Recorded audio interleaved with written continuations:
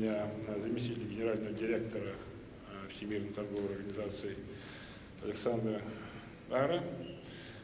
Александр работал в течение последних больше чем 30 лет в вопросах, связанных с многосторонней торговой системой в МИДе Чили, и в этом качестве он представлял интересы Чили на различных многосторонних торговых переговорах.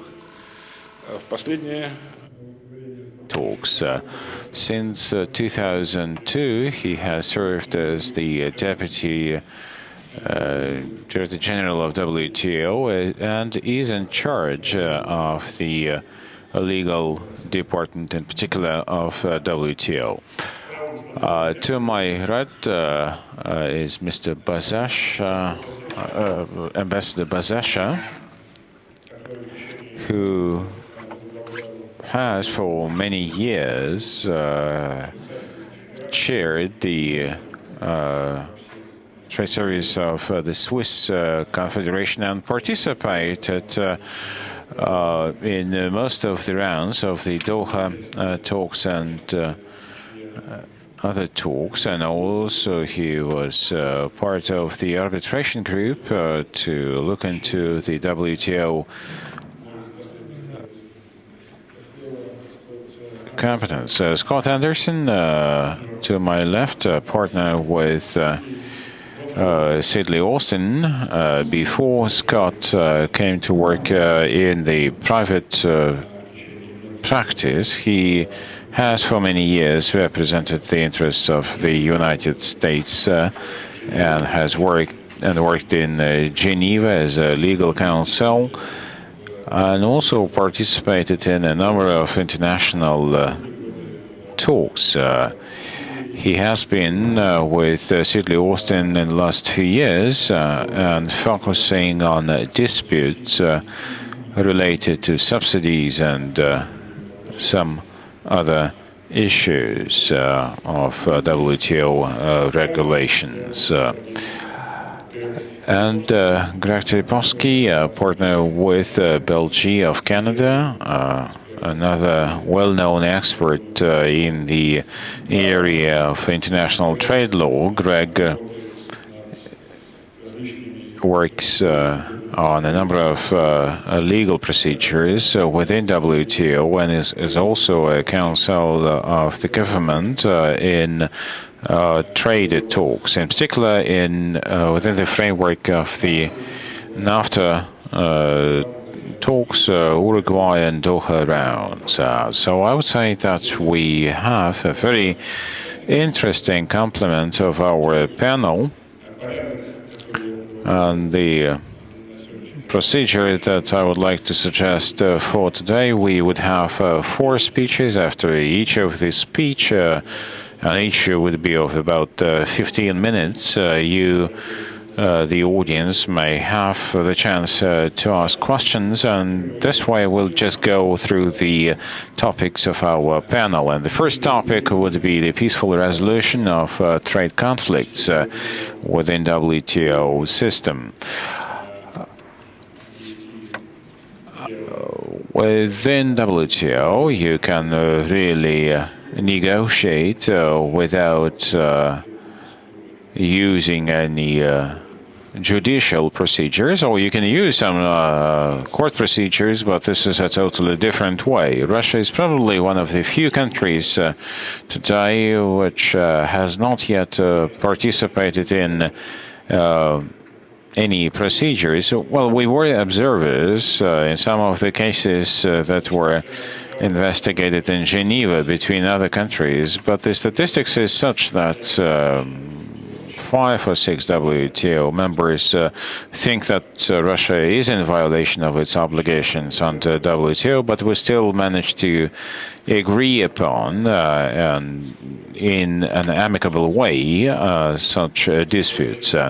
So we don't have any open disputes so far, but we also have claims on about 120 occasions or events that we consider it to be violations of the obligations of our WTO partners, but we also want to agree upon this, and we don't want to pursue any active measures. Alejandro, what do you think? What is the balance between this peaceful dispute resolution and the dispute resolution as part of court or judicial procedure? And what do you think would be the best, the optimal way for the new members, including Russia, how to better protect their interests? Thank you. Thank you very much, Maxime, and also thank you very much for the invitation, for the opportunity to be here in this magnificent setting.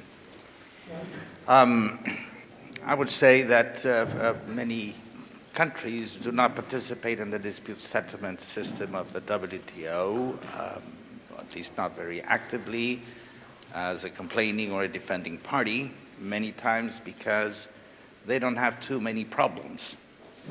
And if the problems may be related to questions of competitiveness and not to questions of whether measures affect their trade in a way in which the measure can be challenged in the dispute settlement mechanism of the WTO. What I want to say is that I think that the fact that there are disputes means that there are problems, and that there are problems because you have more trade. So with more trade, you're bound to have more problems, inevitably. And the question then arises how best to solve these problems. There's one thing which in my experience I've seen time and time again, is that when the two countries have a problem because one of the countries has applied a measure, it used to be long time ago in the multilateral trading system, the countries were sometimes shy of bringing a case against another one, because that would constitute almost an act of aggression. I think things have evolved since then, and today countries are not shy about bringing complaints to the WTO because it helps politically the countries to manage the problems.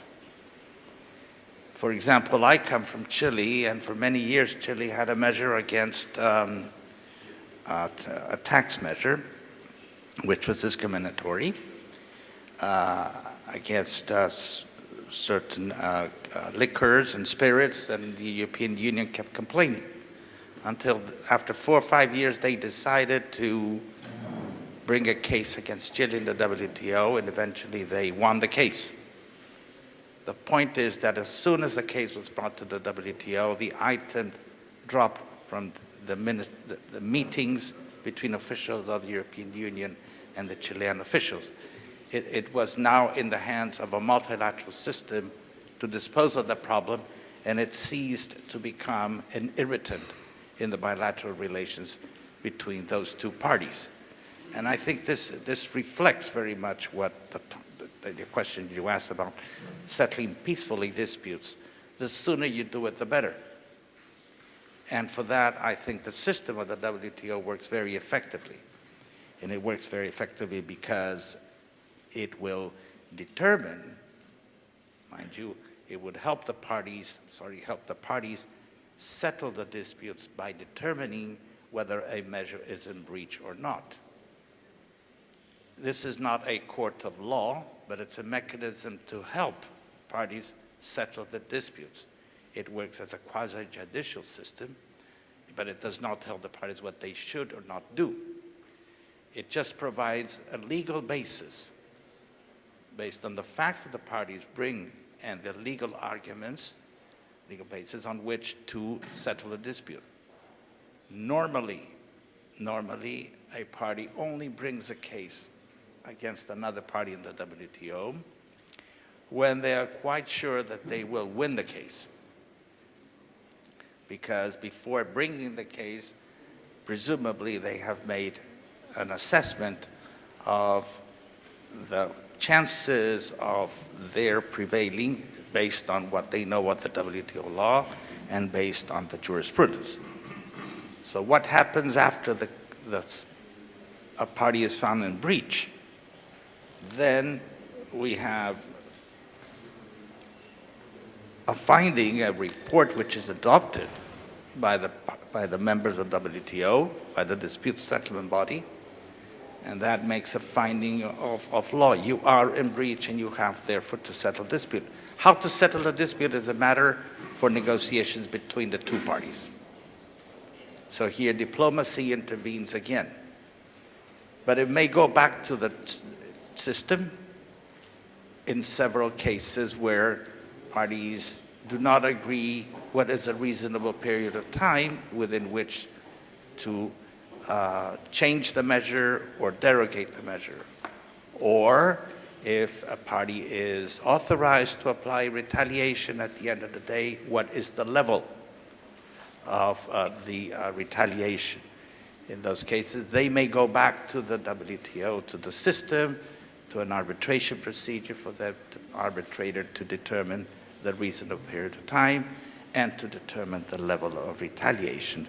Similarly, if a party adopts a measure to change the measure which has been challenged, it may do it, for example, in the view of the other party, only partially. That means that the other party may be only half satisfied with the solution. So the party in this case may go back to the system and ask for a compliance panel to determine whether the measure is fully in compliance with the finding that the original panel made.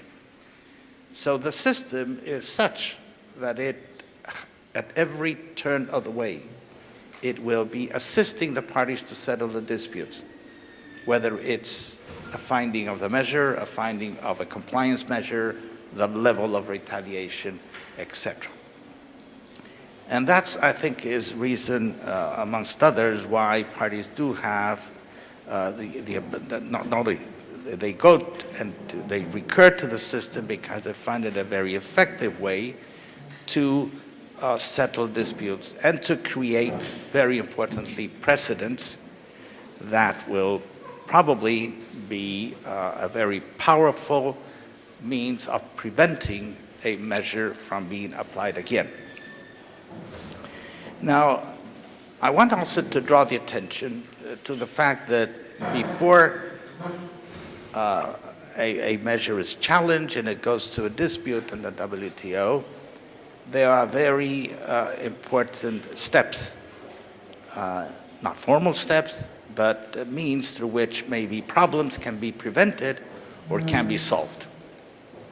And I think this is very important because most of the trade problems that arise are really settled or solved before they are taken to a dispute on the WTO. And the first, of course, is to connect a problem that arises with WTO law. And I think that in this case, information is very, very important. There are some of the information is provided already by the governments, and you may or may not know, but most of the measures the governments apply in the field of trade are notified to the WTO. And these notifications are examined in respective committees of the agreement in question. For example, a sanitary measure will go to the Sanitary Phytosanitary Committee. A subsidies measure will go to the Subsidies and Countervailing Measures Committee, and so on. So they're subject to a peer review among governments. Therefore, it's very important that governments attend this and are well equipped in terms of what are the effects that the measure is causing to the interest, to the trade interest of another party, and really question that government as to what are the reasons and what is the legality of the measure. Very importantly, all these measures that are notified to the WTO go into databases. And these databases are managed, administered by the Secretary of the WTO. And recently we have an upgrading of our system into something that we call the ITIP, ITIP. And it stands for Integrated Trade Intelligence Portal, where you can query For example, if you want to know everything about Oranges Brazil, then you can find out all the notifications that have been made on sanitary, on subsidies, countervailing, anti-dumping. You can ask for the trade flows, for the tariffs, bound, applied, etc. So you can go with a few clicks of a mouse, find all this information. So it's there, it's public, and it's free. And in this regard, I also find it very useful to take into account that at this stage, it is also very important to do some footwork and try to think of what is behind the measure, because whenever a measure is applied in another jurisdiction, there probably is a private sector interest behind it that is pushing for the measure. So it's very important to devise, to find out what is behind, what is the interest, and maybe it's worthwhile to engage directly with that private sector who's behind the measure. And you also have to engage, for example, your own government and have it pay some interest. Big corporations have less of a problem. Small and medium enterprises have more of a problem because governments do not feel sometimes bound to take measures to the WTO which are too small or relatively unimportant. But every measure will have a cost in terms of jobs, in terms of loss of income, and those have to be made apparent, and therefore that becomes a political statement which can be made in order to get governments to move to defend those interests.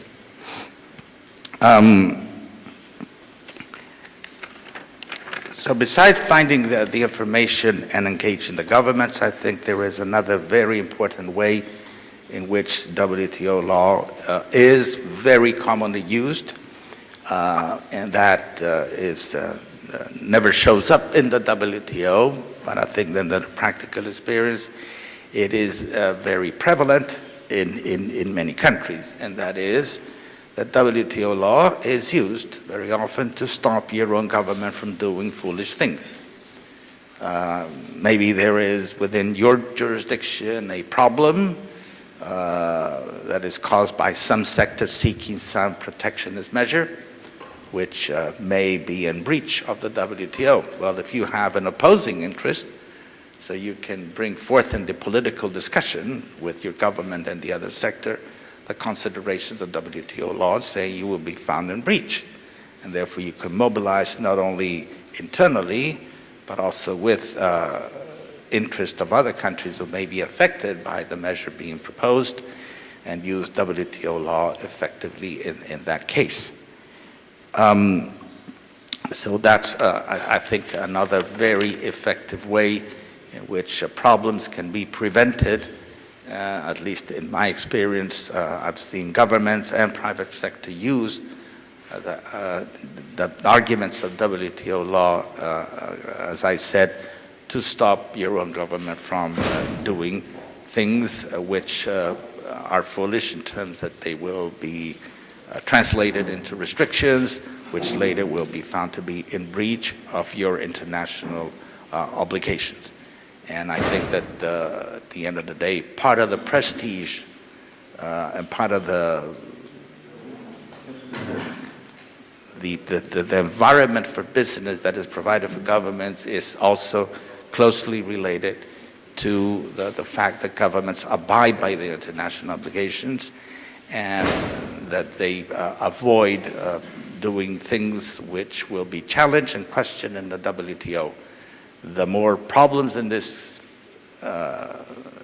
sense that members of WTO have is an indication that there are problems in terms of the rule of law, or that their legal or political systems works in ways in which they have fewer controls, internal controls, I mean, to bring about measures which are perfectly in conformity with the WTO obligations. And my final comment in this respect, and I suppose my fellow panelists will have much more to say on this, is that this WTO law is a living animal. It's evolving because week after week, when we have reports of panels, of findings by the appellate body, this creates a body of jurisprudence. So the WTO law is being constantly interpreted by its judicial branch, so to speak, but also by its different committees which administer the WTO law, in which slowly members find ways in which to interpret the application of the obligations and the disciplines and procedures of the WTO law. And these are things which have to be maybe kept in mind, because perhaps something that was not so clear whether there was a breach of WTO law, let's say 15 years ago, maybe today it will be automatically in the mind of anyone who is aware of the jurisprudence of the WTO law, be immediately determined that this is a measure which will be in clear breach, and therefore, if challenged, would be found against by the respective bodies of the WTO law. So I'll stop there my remarks, and happy to take any questions. Thank you. Спасибо большое. Это очень... Thank you very much for a very accurate, to my mind, description of the existing problems. Dear colleagues, your questions to the Deputy Director General, please.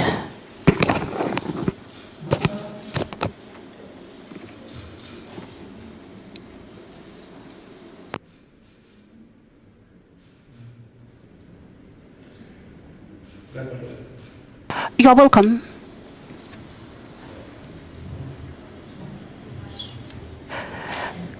Thank you very much for a most interesting presentation. I represent the Supreme Commercial Court of Russia. In Russia, we do have a unique system of specialized courts bound to resolve economic disputes. So for us, it's very important to understand how the WTO norms shall be applied under the Russian jurisdiction. My question is as follows. How does the Secretariat and Dr. Kara personally assess the implementation system of the WTO norms? The governments have different legislations which interpret differently the correlation between the WTO law and the national law. We do know that the United States, in their national legislation, indicate that the national law shall override the WTO norms if found contradictory to the national interests of to the sovereign interests of the United States, and then the national U.S. law shall overrule. But under the Russian law, the international law shall override. Well, what about the WTO practice? Have you had any cases of having to interpret the subordination of the rules? And what is your, Mr. Deputy Director General, opinion with regard to this collision?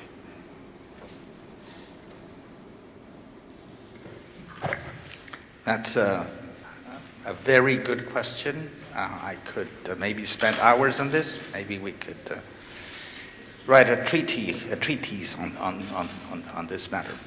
I will start by saying I think that there is effectively an imbalance in terms of the stability of WTO law, because it depends very much how countries incorporate such a law into their domestic legal frameworks. As you said, some countries will incorporate WTO law as an international treaty, and in many jurisdictions, international treaty cannot be overridden by domestic law. However, in the United States and in other places, as you pointed out, WTO agreements are incorporated by way of amending domestic law, but any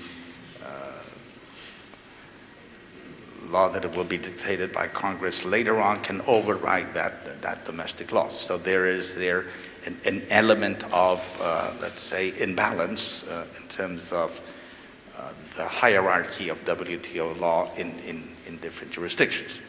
Now, I understand this, why it happens in the United States, because it's very difficult to approve WTO law as an international treaty because it would require the advice and consent of 2/3 of the Senate, if I am not mistaken. That's too big a majority, and therefore it's easy to do it by means of amending domestic law. So we do have this, if you will, imbalance, but there's nothing that I think that can be done, or that will. Well, there's no procedure where this can be assessed and measures taken to bring about a better balance, etc. This is a political fact, etc. So we have to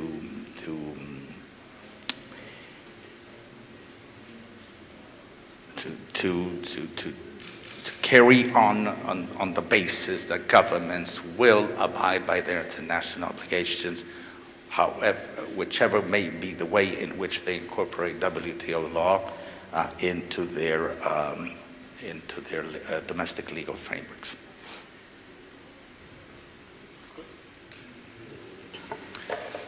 Just to answer part of your question, first of all, implementation in the WTO has worked very successfully. The losing countries that have lost cases, in the vast majority of situations, have agreed to change their laws to make them WTO consistent. But a country has no obligation to change its law. It can maintain its laws. If it does so and it's found to be WTO inconsistent, it's simply just, it's then subject to retaliation by the winning party. So you absolutely maintain your sovereign right to keep your laws, but you'll pay for that. And most countries don't want to pay for that, so they change their laws. Okay. There's another element to this issue that's important to keep in mind, and that is private rights versus your international obligations under the WTO agreements. And a very good example of this issue is to contrast Mexico with the United States. In Mexico, it's self-executing treaties, whereas in the United States, it's not. Canada, which is my country, exactly the same as the United States. So a private party in Canada or the United States cannot invoke WTO obligations to challenge law. The government of Mexico is one of my clients, and one of the problems that Mexico faces, which many other WTO members don't face, is that you can have direct constitutional challenges based on the WTO. Now, I'm not familiar with how the constitutional issues work in Russia, but that's certainly an example of something you may want to look at. Thank you.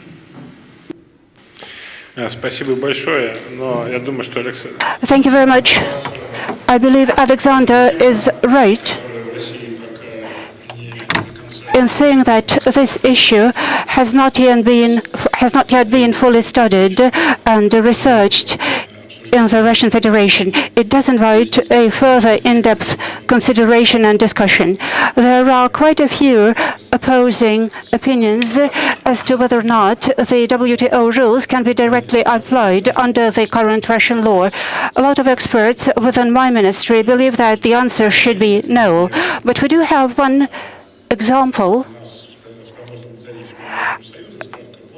The customs tariff has a rate higher than under the Russian national obligations. If you go to court and the court accepts the case for consideration, they will say that it's 5% versus 10%. It's a violation and you have to amend that. But will the court pay any attention to the fact that Russia's obligations include a possibility to waive an obligation?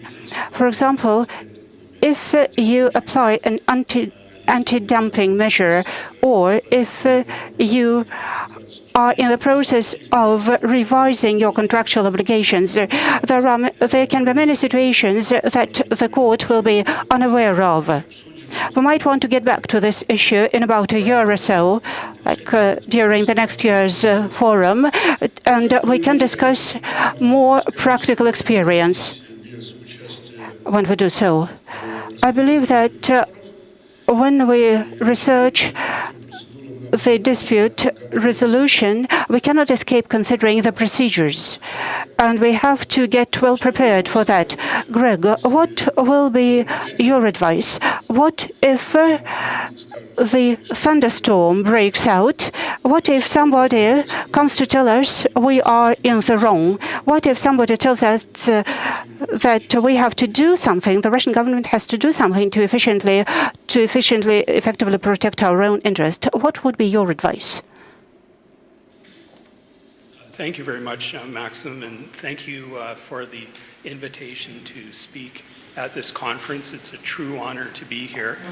The topic I'm going to address is called preparation for dispute settlement. Now, this topic relates not only to dispute settlement, but to the peaceful settlements of disputes. As Deputy Director General Hera mentioned, the settlement of disputes, or settling them peacefully, requires considerable preparation to determine your rights. It's very difficult to negotiate. Sorry, I'm just trying to figure out my slides here. There we go. A considerable amount of preparation is required not only for dispute settlement, but through all phases of your WTO obligations. Whether you're trying to negotiate a settlement before you go to formal dispute settlement, and then all the way through the dispute settlement process. It's a multi-layered process. There are multiple interests that must be taken into account. The government general policies have to be taken into account, which go beyond the issues in any particular dispute. There are many different actors, both within the government. There's different government departments. There's different private sector interests, the affected industry, and others. So there's an awful lot to do in order to prepare for dispute settlement. What I've done is broken it into 7 stages. These are the 7 general stages of dispute settlement. The first 4 stages really occur before you formally invoke dispute settlement. And if anything, these are the most important stages. Preparation is everything. It's essential to a proper negotiated settlement. And of course, it's crucial to get this preparation done before you start an actual dispute. Now, how you prepare and what's demanded for preparation will depend on what the government's role is. If you are defending, if another country brings a case against Russia, your work immediately starts at step 5 on these stages of analysis. And step 5 is the consultation stage, formal consultations. So you're missing out an awful lot of opportunity for preparation. However, if you are either the complainant, a co-complainant, or assessing another role, such as a third party, you have these initial 4 steps. And those 4 steps should be used to their full extent. Now, the first step is identifying issues, identifying facts. And as the Deputy Director General mentioned, very often industry is the source of those facts. And Scott Anderson, no doubt, will be elaborating on this in great detail. So I won't go into much more than just making a few points. Number 1, it's absolutely important to coordinate with industry and make sure that before assessing any legal elements that you understand what the facts are, because it's only once you understand the facts that you can understand the issues. And during this initial factual identification phase, this is when you want to clarify what issue is facing you, who are the affected parties, and how do you proceed to the next step, which is going to be the actual legal analysis. Another layer to add here is to bring in other government departments that are affected. You have both private sector interests that are affected and also government interests. And there may be very often more than one government body affected. For example, trade, agriculture, industry are often all involved in particular disputes, and the different departments may have different interests. So probably the most important stage in this entire process is undertaking your legal and policy assessment. This analysis goes way beyond law, and it includes policy. There are many, many different ways to interpret the WTO agreements. Some interpretations may be consistent with your government's policy. Some may be inconsistent. There may not be government policy in a certain area, and that government policy has to be determined, and a policy has to be designed and put in place. Every case will have issues that are specific to the case, but there will also be systemic issues. And what systemic issues are issues that can affect broadly other areas, other industries, other government policy areas. And the government, in preparing its case, must maintain consistency across these policy areas, both on systemic issues and the individual issues in a case. Again, this phase requires considerable coordination within the government. It also requires coordination with the private sector, because as you identify the law, you will undoubtedly identify gaps in the facts. And more importantly, and this is a problem I encounter all the time, is you may know what the facts are, but you need evidence that proves those facts. Because when you inevitably go before a panel, you need to be able to prove every factual assertion. So that's the second phase, very important phase. The third phase happens once you determine what the issues are and you've done your initial analysis. And this is where you determine what your role will be. And a government can take on many different roles in dispute settlement. The two obvious roles are being a complainant. And a complainant is when a country will initiate disputes, or a defendant or respondent. And that is when you're defending from a challenge by another country. But there are other roles that are equally important and always to be kept in mind. A very helpful role, especially for Russia in the early stages, is co-complainant. And when you're a co-complainant, that means you're complaining along with another country. So it's more than one complainant. And the benefit of that approach is that you can coordinate. You can coordinate on legal analysis, you can coordinate on factual analysis, policy analysis. All of these important things in the preparatory process can be made easier and less expensive for you. So co-complainants are always something that's worth considering. It also gives you more leverage or more power to try and negotiate a settlement, because when you have more than one country involved, it really helps move things along. Another role I'd like to briefly discuss is being a third party in a dispute. A third party is where you're not complaining, you're not defending, but you have an interest in the issues and you want to have that interest heard. And as Maxime said earlier, already the government of Russia is participating as a third party, as an observer in many disputes. And what this does is it enables you to assess whether there are issues in that dispute that you need to take a position on. It helps you train your government officials in your Trade Department, for example, by sitting in on these cases. And it also does one other thing that's legally very important, and that is that it gives you a right to appear in the appeal. Now, many systemic issues, for example, right now there's an area of development of law in technical standards or technical regulations that's very important to a number of governments. Your government may want to take a position on this issue.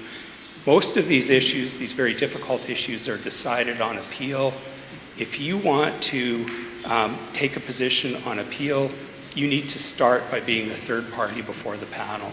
So that's another role that's worth considering, and all of this occurs during your preparatory phase. Very briefly, creating alliances with members is a final step before you consider moving to dispute settlement. And again, as I mentioned, just like being a co-complainant, you can create more power and more leverage for your country on negotiations by trying to create alliances with others. If you have difficult legal or policy issues, it's very helpful to have other countries supporting your position. So this is the phase where you determine if other countries are interested, and then you sit down and you discuss with them the issues and see if there's a way that you can coordinate to build a coalition, reduce your costs, and maximize the consistency of presentations in dispute settlement. So those were the initial 4 phases. They happen before you enter into formal dispute settlement. The first phase of formal dispute settlement is what is called consultations. And these are formal consultations to be distinguished from the consultations that will be ongoing throughout the entire process. As soon as your government identifies an issue, the government sees that it's something that's worthy of further pursuing, no doubt the government will start informal consultations with the government that's responsible for the problem. But formal consultations, which is the stage we're at right now, is something that's the very beginning of the actual dispute settlement process. This is where you narrow down the scope of your case. The government has to prepare a document called a request for consultations. That takes a considerable time to prepare because that defines the scope of the rest of the dispute. During this process, you can also use it to delay and allow for more preparation. Now, I mentioned at the beginning that if you're a defending country, this is where the process starts. And that makes consultations absolutely crucial for a defending country. This is where you have to delay the process as much as you can. You need to consult on all of the details in order to give your officials time to assess the issues, to do their legal analysis, their policy analysis, and all of their coordination with all the parties. And you can see that there's not a lot of time during consultations to do that. And so to the extent possible, this is an opportunity to build in delays. Once consultations are completed, the next phase is the request for establishment of a panel. And this is where the formal terms of reference for the dispute settlement panel are created.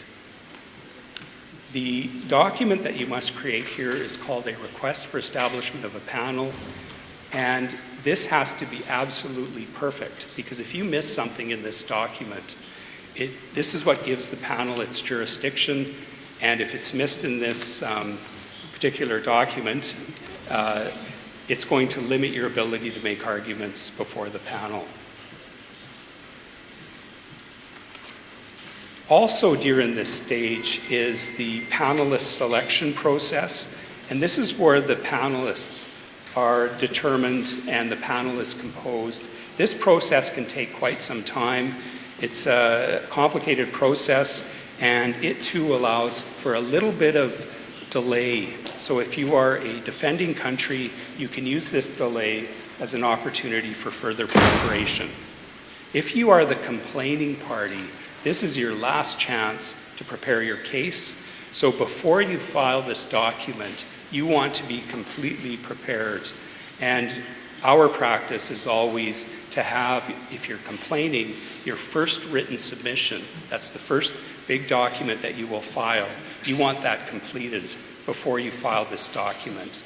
Because as soon as you file this document, you are into the next phase. And that is as soon as you file the document and the panel's composed, you are in the next phase, and that is the actual proceedings before the panel.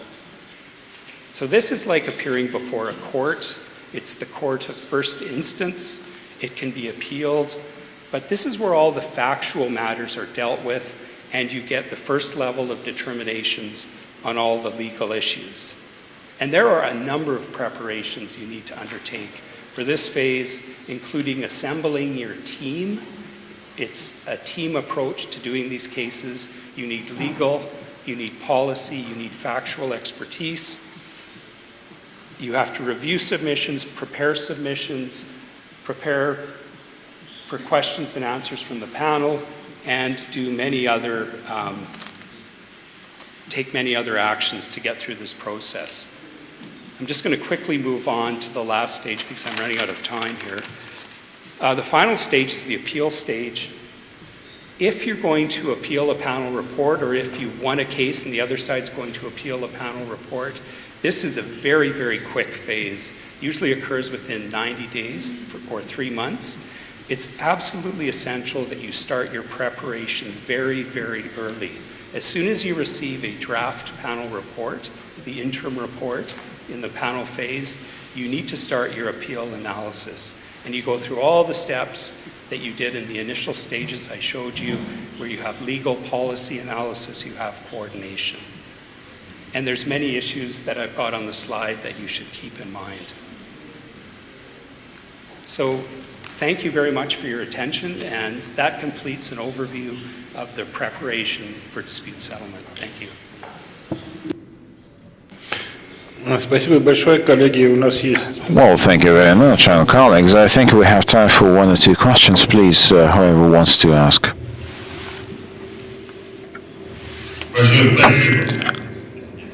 I'm sorry. Well, thank you very much for this comprehensive and objective presentation. But will you tell us, in your practice, would alliances really have any impact on the verdicts, on the judgments of the arbitration panels? Would alliances have any influence at all? I'll give you a really good example. There were 3 cases that recently went through the appellate body on the Agreement on Technical Barriers to Trade, clove cigarettes, tuna dolphin, and another case on country of origin labeling. And in those cases, it was a very new area of law, or new areas of interpretation, very complicated issues, and we worked very hard to coordinate with as many parties as we could to get consistent positions. And in complicated issues like that, very often you can get different positions. And I think in the end, at least there were a number of countries that were speaking with one voice, and it was very helpful. I was on for Mexico, which is a developing country. The United States and European Union were on the other side. They speak with a very loud voice, very well prepared, and it was very helpful to have another group of countries that we coordinated with.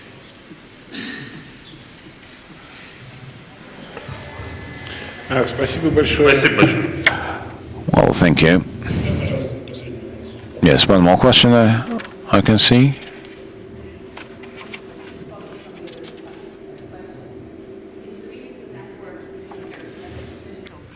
Or because their arguments collectively have additional legal weight, that they're just better lawyers collectively, and therefore the preponderance of the evidence is greater, rather than simply because political clout is. Yeah, it is legal consideration. So a panel, and especially the appellate body, look at it from a legal perspective.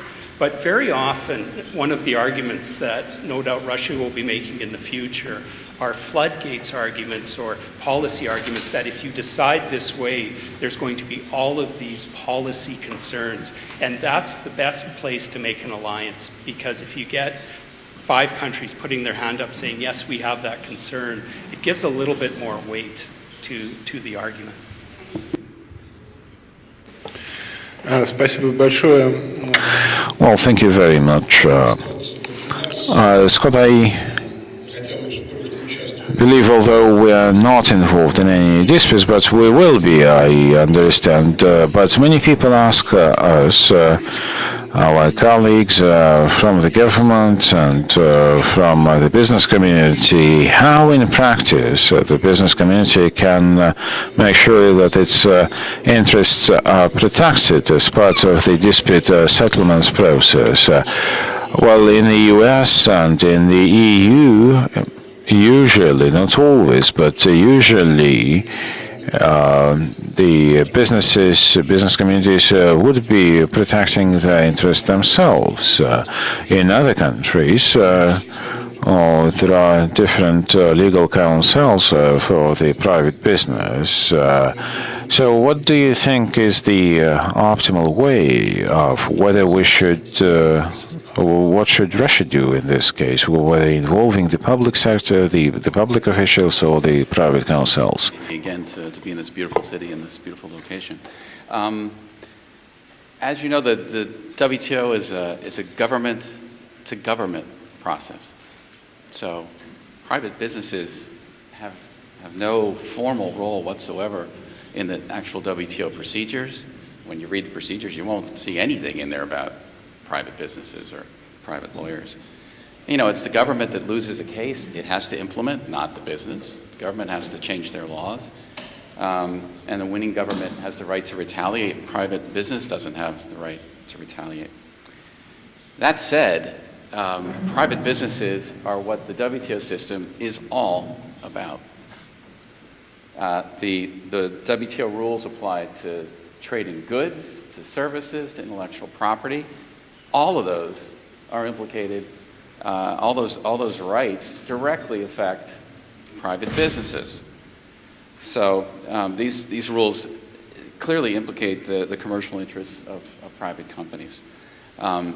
These are rules that every lawyer who works on WTO dispute settlement and who represents companies should know.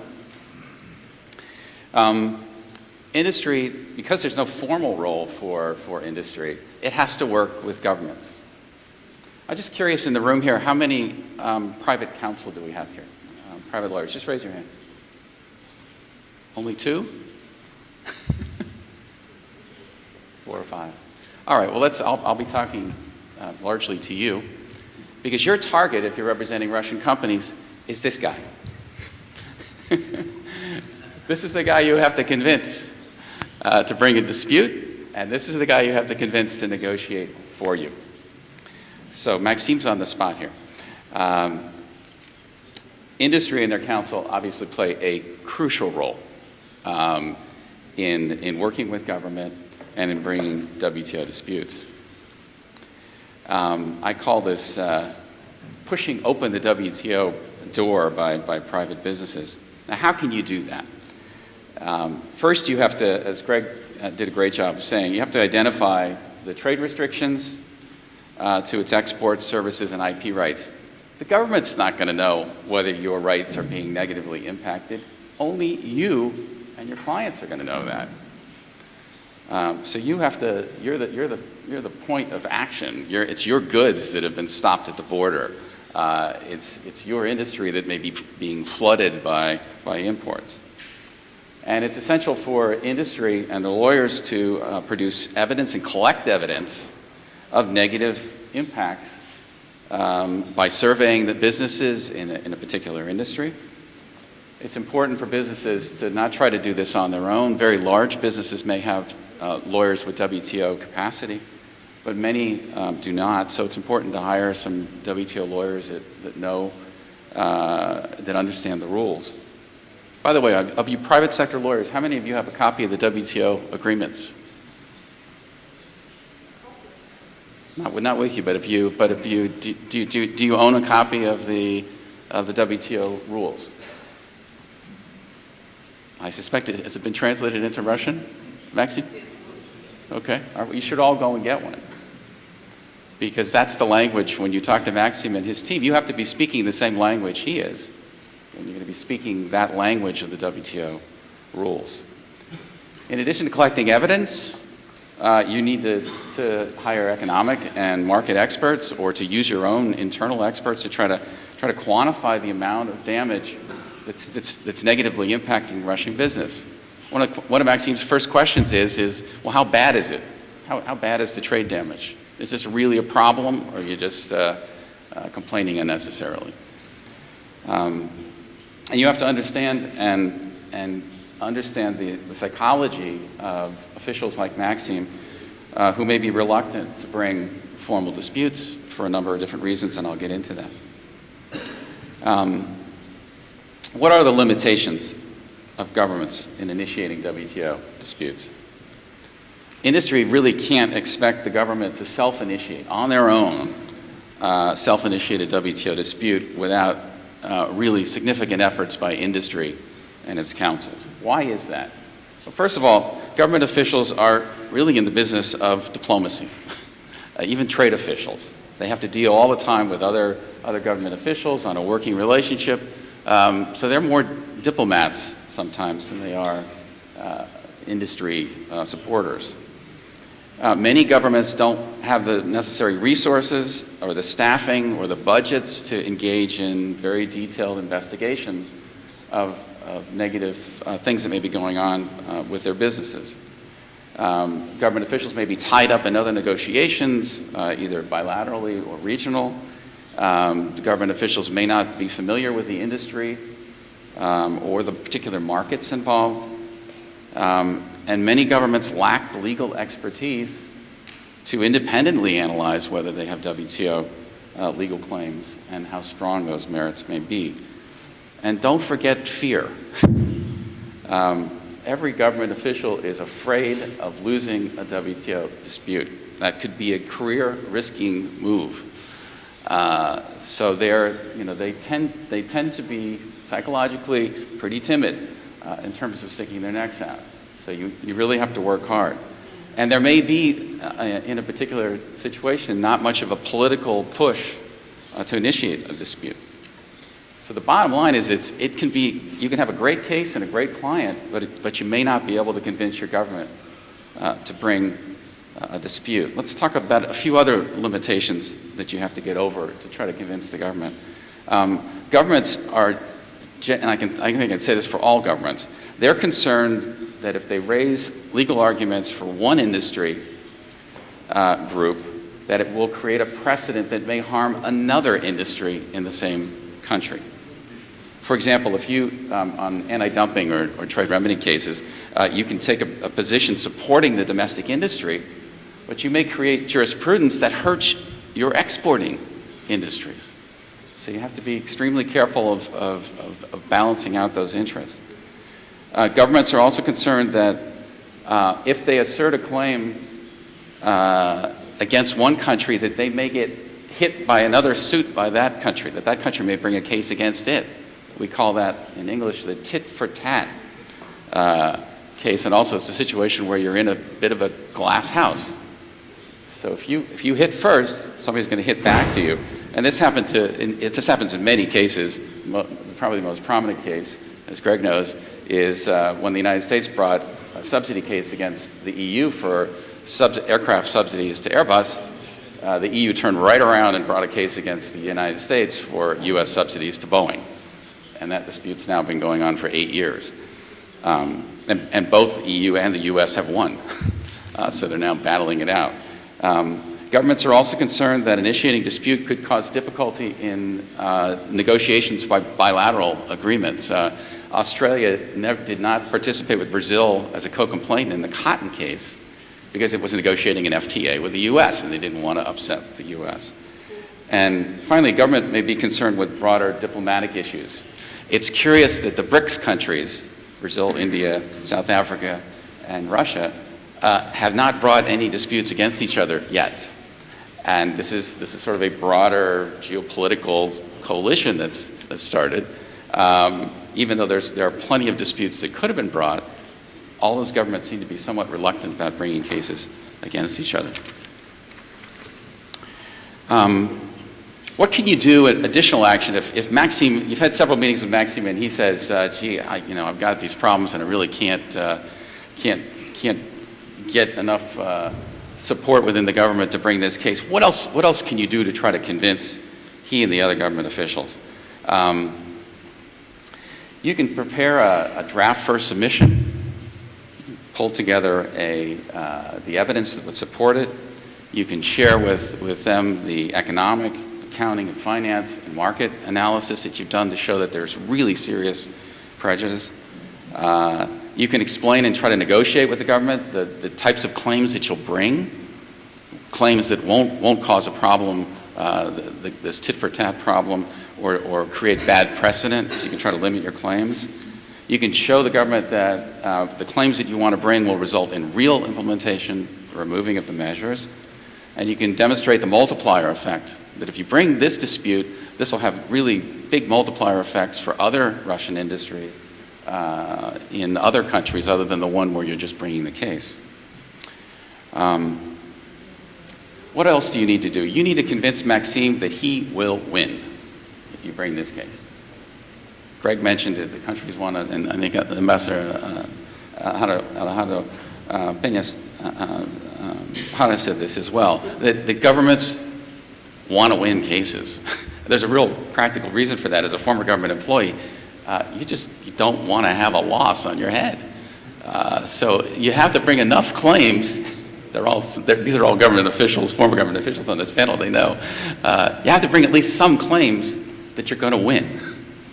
So it may not be a great claim, but at least Maxime will be able to stand up in front of the press and say, we won. So you have to convince them that you've got a winning case. And the other really important issue is you've got to frame your claims in a way that will result in real implementation.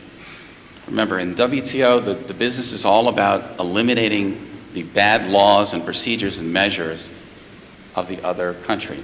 You have to devise your claims in a way that will give you real implementation. Why is that important? Because under the WTO system, you don't get damages. You can't retroactively get paid for the trade harm that happened in the past. The only thing you can do with the WTO is to make sure going forward and in the future that the measures will be eliminated. So you have to you have to convince Maxime that in fact you're going to eliminate those measures. Now there's many examples. I mentioned the use of strategic WTO dispute settlement.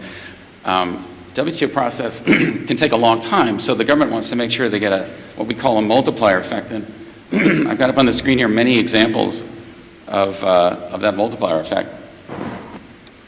For example, the EU and the US spirits industry brought liquor tax challenges against Japan, Korea, and Chile to establish jurisprudence in the WTO that affected all of their sales in many different countries. So by bringing those targeted cases, they created jurisprudence that protected this industry in all WTO members. So that's a big multiplier effect. So government's willing to go out on a limb if they can get that multiplier effect. The Brazilian agricultural sector brought landmark cases against the US cotton subsidies and the EU sugar subsidies.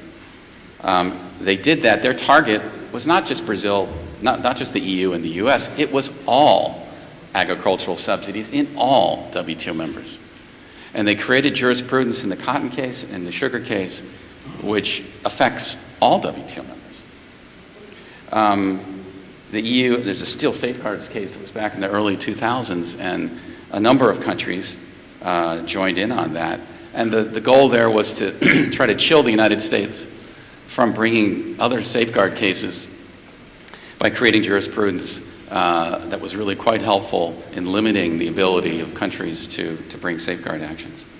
And there's been other cases involving anti-dumping practices, involving zeroing, which had big effects.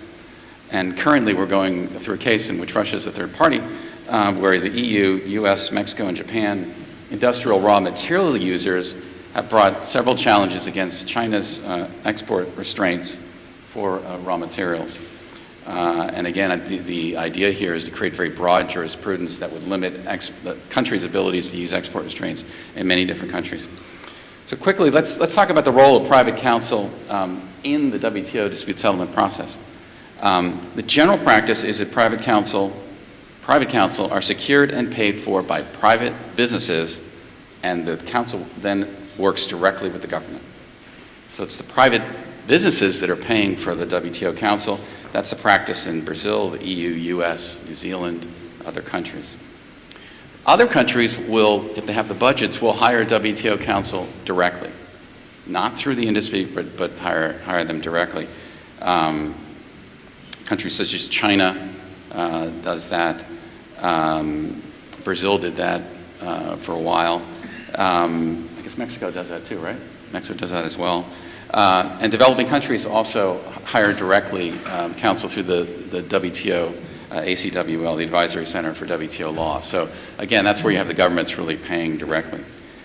But regardless of who's paying for the private counsel works directly with the government lawyers. And depending on how experienced the government lawyers are, that really depends on the level of involvement of the private counsel. In many countries, and I would say that the general rule is the private counsel drafts the panel requests, the consultation request, all the submissions, they draft the answers to the questions.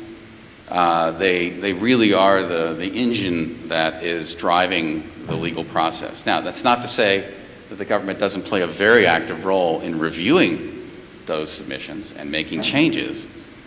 And they're very careful that you're not making arguments that are going to have a negative effect on other industries and other issues. So the government has to play an active role. But in many governments, to be honest, there isn't the legal talent within the government to really be able to draft in the first instance these submissions. And I would say that even goes for, there's plenty of legal talent in the EU and the US, but even in those countries, private counsel are drafting the first drafts of the submissions in many instances. So the only other issue is whether private counsel are on the delegation when you go before the panel in the hearing, or whether they're off. And that's a mixed bag. In some countries, they will bring you in as private counsel in the delegation, and some countries will actually hand you the microphone and say, you speak for us. In China, we do that. I mean, literally, they give you the microphone and say, you represent the government of China now. But in other countries, you'll be allowed in the room, but you won't be able to speak formally. It really depends on the country, and there's a wide divergence there. I just wanted to give you some examples of cases, and I've listed them here. Most of these are pretty famous cases in which private legal counsel was paid to work directly with the governments, either paid by the government or paid by the companies. And there's a long series of cases here that I've listed on the screen. There's many other examples that I could give. Really, this demonstrates that the real party in interest here is the industry and the private sector in all of these cases. And I think it's difficult to find a WTO case in which you don't have a private sector who's going to benefit or be negatively affected by the decision. Finally, just a couple other notes. I've sort of been talking about generally as a private sector as a complaining party. But I would note that also the private sector and industry can also assist the government when the government itself is sued for allegedly protectionist measures. So they can participate in the defense of the government. I have to say, though, generally, private industry expects the government to finance those cases for the most part. So if Maxime gets hit with a complaint by the EU, he's going to have to find the budget to do that himself, as opposed to looking for private counsel and from being paid by industry. Sometimes, though, industry will step in and hire private counsel to protect certain types of measures that are being challenged. Industry and their government and their counsel also can assist the government to try to turn off a dispute if a complaint's brought by another WTO member. In other words, instead of going to the formal dispute settlement process, they can immediately go to the legislature or the government officials and try to change the measure to make it more WTO consistent and more difficult to change. That's one of the things you can do. Industry and its private counsel can also prepare legal analysis to try to convince the government, and give the government arguments and consultations to prove that the case that is being asserted is pretty weak, And it's interesting that in many formal WTO consultations, the case does not proceed thereafter. And I've been in situations in which the defending government was able to convince the complaining party that in fact they didn't have very much of a case, or that they stood to have a retaliation case against them if they brought these cases. So you can give the government ammunition when they go in those negotiations to try to turn off those disputes. So just to sum up, remember that industry is the real party in interest in every WTO dispute and in dispute resolution. And I would encourage you to realize that most WTO disputes don't go to formal WTO disputes, but rather they're settled with soft negotiations, but using hard law in those negotiations. Industry and its counsel are essential to the initiation of WTO disputes. If you don't act, they won't act, I can assure you. And experienced WTO counsel is necessary. You now have 18 years of jurisprudence. As Greg knows, he has a legal service that helps lawyers understand this really complex jurisprudence, but there's tens and tens of thousands of pages of decisions now that you have to be aware of. And there's many unwritten rules that have been developed from jurisprudence you won't find in the WTO book. Industry must be sensitive to government limitations if you're going to convince them to bring a case. Industry's got to provide financing for private counsel to succeed. And really, industry and their private counsel make the difference between winning and losing effective implementation. So it's essential for their involvement. It's really a key role. Thanks. Спасибо большое. В чем вы меня...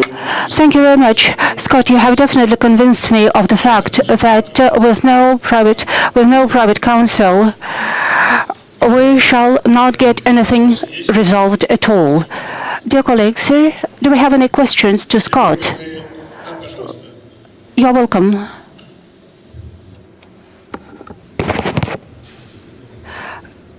Could you please use the microphone? Yes, thank you for your presentation. It was very interesting.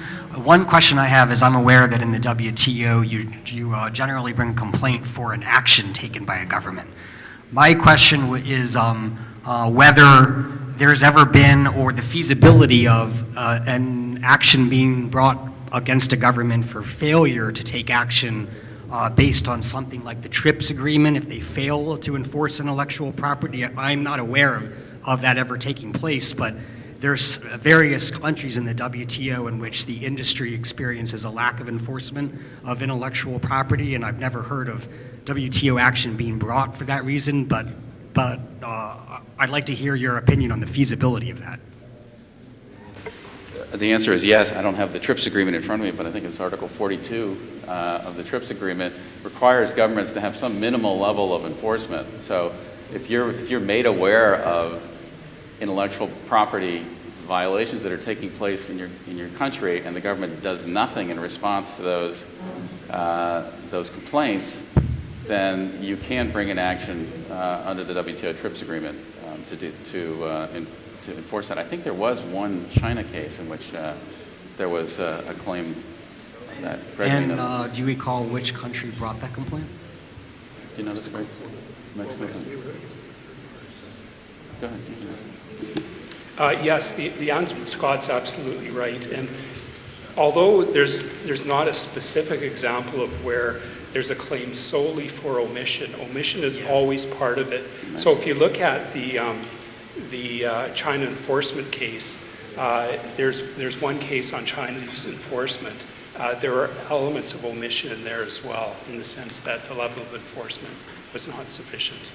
Okay, yeah, I'm aware of that case, but it wasn't based on sole omission, I don't believe. Yeah. Okay, thank you very much, appreciate it. I would just say, just generally, if you put governments on notice of discriminatory conduct that's going on and they're doing nothing to enforce it, an omission, a failure to enforce a rule can amount to de facto discrimination under GATT, say GATT Article 3. So you can build the case that way as well. Okay, wonderful. I'll talk to you afterwards. Thank you very much. Спасибо. Thank you very much. Mr. Ambassador, Mr. Lucers Vazesha, you do have huge experience in dispute resolution. As we have heard today, most of the conflicts, most of the disputes are really like a tangled web. You are sure to know a lot of examples when dispute resolution procedures are intentionally used to avoid any action. As we see today, we are often contacted by the industry, by people from the industry or by councils, and say that let us adopt some measures that are out of line with our obligations, and then we shall litigate for 3 years, and life will be nice and good for 3 years running, and we shall spend that time protecting our industry. And then if the panel decides we are in the wrong, we shall cancel the measure. Or else shall we introduce a measure for 1 year only? Let's say we raise the import duty by 200%, and after we start getting claims, then let us bring it down, and then let's increase it again for 1 year again. Now, Dr. Vazesha, what do you think? How can we use the different stages of procedures? What will be your recommendations to the countries, for the countries who have to meet their private companies halfway? When they sometimes have to adopt measures doubtful in terms of the WTO rules, measures that can invite counteraction from other organizations or from other parties.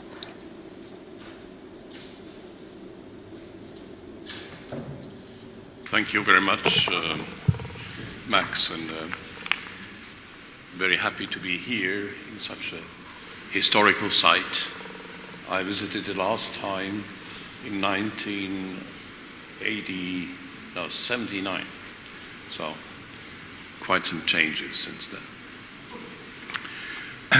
Let me start with paying a tribute to a very nice old colleague who passed away yesterday. Åke Linden was the first lawyer occupied by the Secretary of the WTO after the Tokyo round.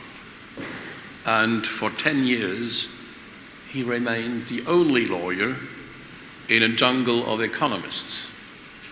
And as lawyers, you know how difficult it is sometimes to defend ourselves against economists, even though the only productive activity of an economist is to produce a report so that other economists can produce another report.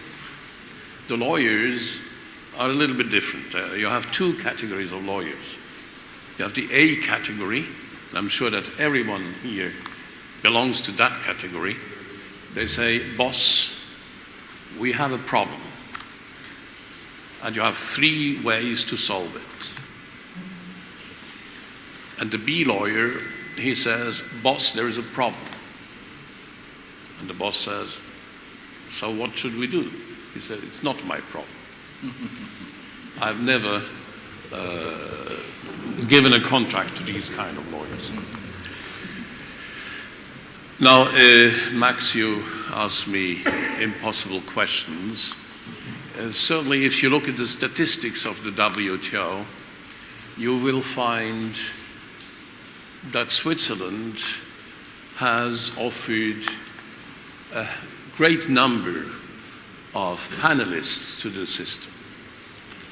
And I always told my junior colleagues, well, who are the other 2 on the panel? And usually it's an Australian or a New Zealander. So you take a Swiss to reduce the costs, because the traveling costs from Bern to Geneva are, even though Switzerland is an expensive country, are less expensive than a flight from Australia to Geneva. Nevertheless, we have had a certain number of experiences. Even now, I'm serving as a chairman of a panel, which, after 30 years of career, is really difficult to understand that these meetings with the parties are public, and that NGOs that are watching the case are so deprived of a sense of humor that when the chairman of the case makes a joke, they want to change the chairman. Well, we have finished the public phase of our case, so the risk is minimal. In order for you to understand the sequencing of a case, just go on the website of the WTO, WTO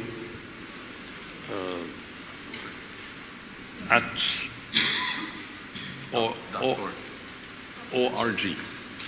And you find all these tables, all the statistics, so I don't want to bother you with that.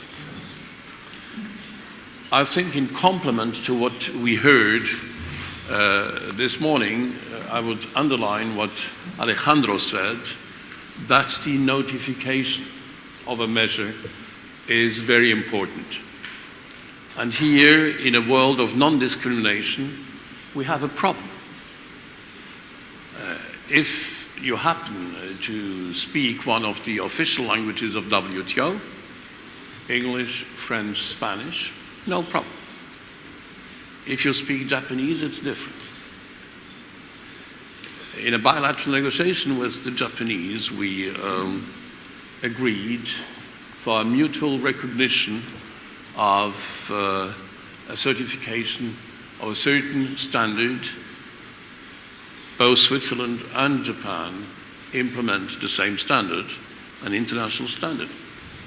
But the directives to follow that in Japan, that's 70 pages in Japanese. It's clear that a private actor from Switzerland, especially small and medium-sized enterprises, cannot afford to translate 70 pages just to send a shipment of $100,000. There we have a main problem, and I could imagine that the private sector in Russia might have problems with the language. But this, dear lawyers, is a huge possibility for your market. There, private companies can help. When you start as a lawyer, you have the ideal conception that for everything you need a perfect definition with 3 criteria, at least, to have a test. But in practice, when we, as somewhat German-based lawyers in Switzerland, propose a definition, we can be sure that in a negotiation the result will be just the opposite. Because you have to take account, and this was said by my fellow panelists, you have to take account of the interests. Now, coming to the interests, I've seen so many cases where somebody got excited because of a technical measure taken by the authorities of a market.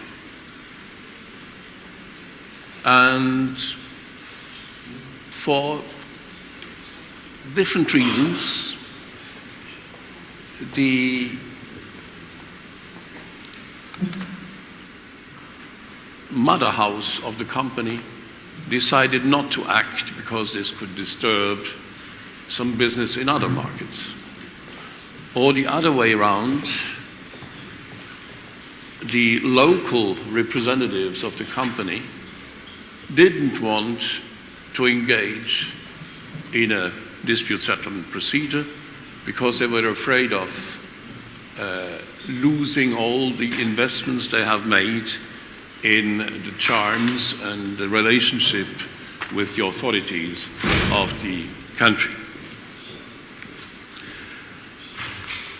in 20% of the cases in dispute settlement, you already find a solution at a consultation level.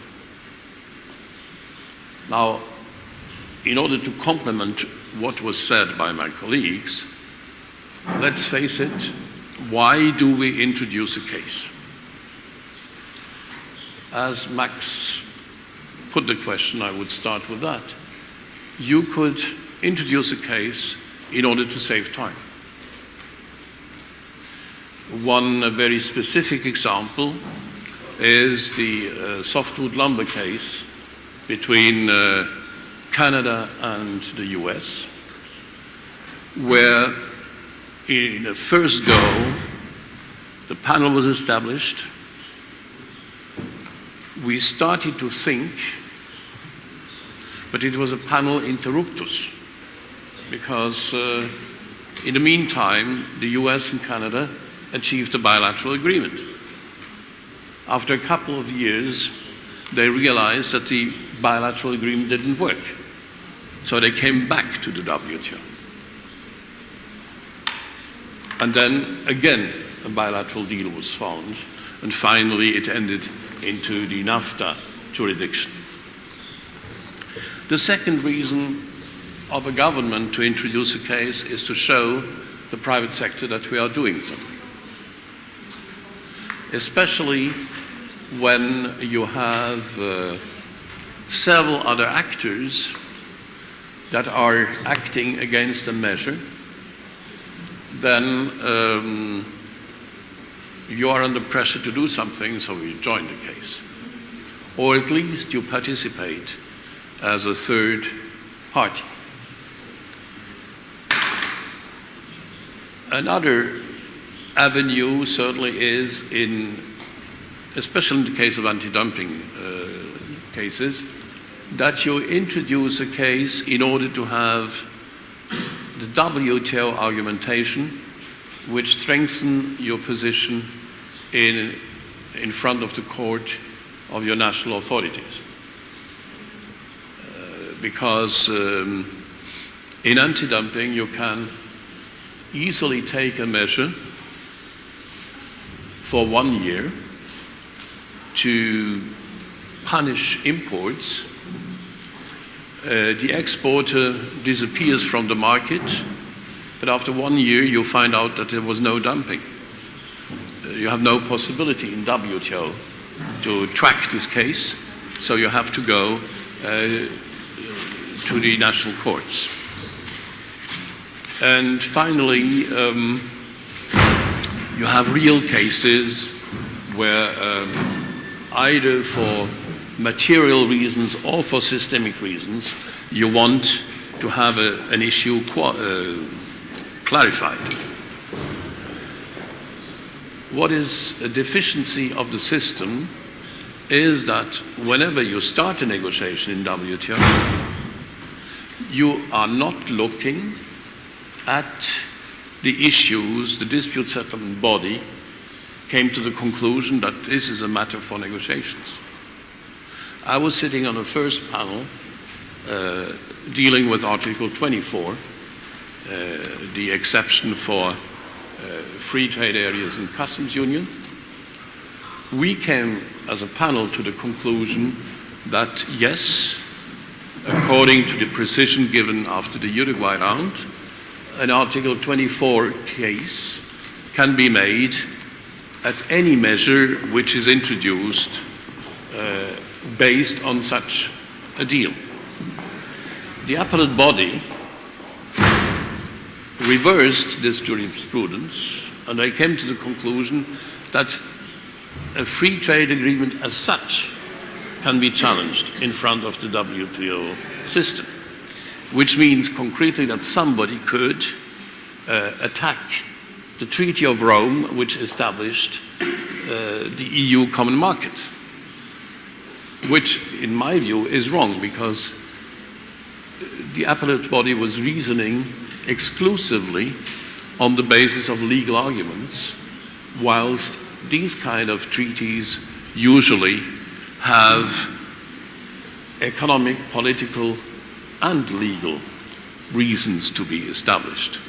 And the appellate body is not competent, in my personal view, to judge about politics. The success story of the GATT, of the WTO, is that you break down on a technical level what could be very highly politically sensitive. Another case was introduced, and I had the chance to serve on that panel as well.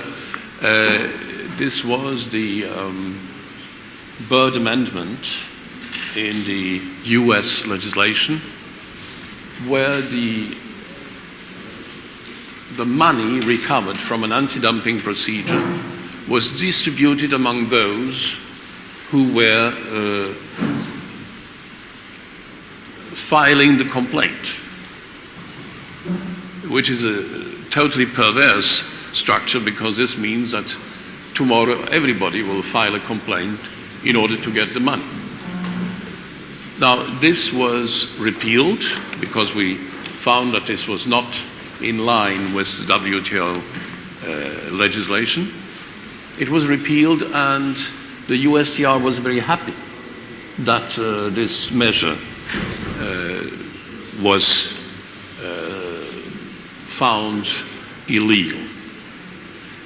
In the negotiations, we had many discussions to see who should be on a panel.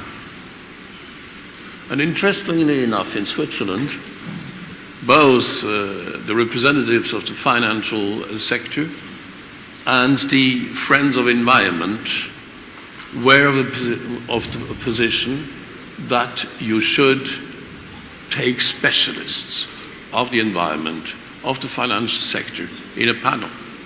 Now, the task of a panel is to find out whether there is a violation or not of WTO law, or whether we are in front of a non-violation case.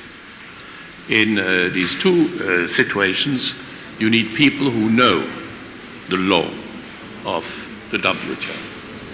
And usually you have a compromised composition, a senior diplomat for, let us say, the procedural aspects and the political aspects, a lawyer and an economist. And it's very seldom in the recent cases where you had divergences among the members of the panels. You have to divide the work among yourself, and you have to trust, up to a certain extent, the secretariat which is assisting you. You cannot, as a militant, as a freelance panelist, read 8,000 pages of papers. I'm becoming now a specialist on humane ways to kill a seal. I can speak for 10 hours now on how the Inuit is hunting a seal.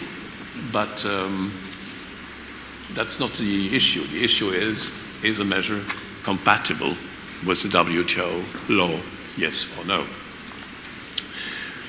Finally, I would say some words with regard to Russia.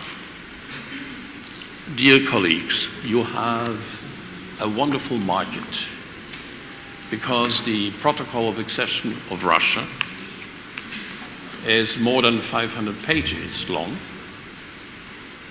because Maxim had to prove that in 18 years he was not doing nothing, but he produced a lot of things on beef, on other matters. It was not his aim to be so productive. This was the result of his partners' requests and requests and requests. And you know, you have different clients in the WTO. Some of them are very meticulous. But in addition to the 500 pages of the protocol, you have 3 kilos of annexes. So for lawyers, it's a wonderful field where you can find cases to study, cases to develop, and cases to bring into the system.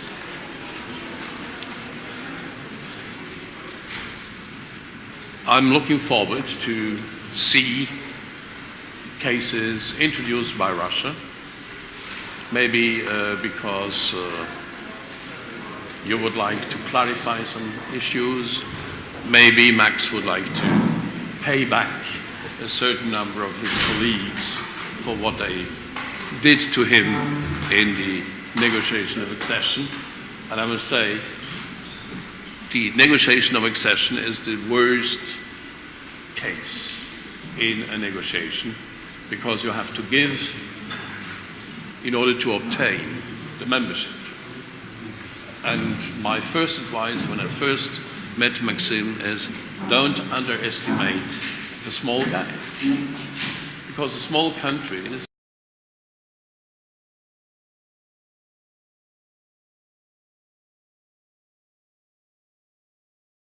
once Russia is a member, you will not consider the small guys. So I think, Max, you have traveled 2 or 3 times to Cambodia in order to find a solution for a trade volume of $300,000 a year. I think I'll stop here. Thank you very much. Спасибо, Люц. Well, thank you, Lucius. Unfortunately, we don't have any time for questions because we are being expelled out of this room because we are beyond our time here. But thank you very much. But I hope that in the lobby face-to-face you would be able to ask yourselves questions. Thank you.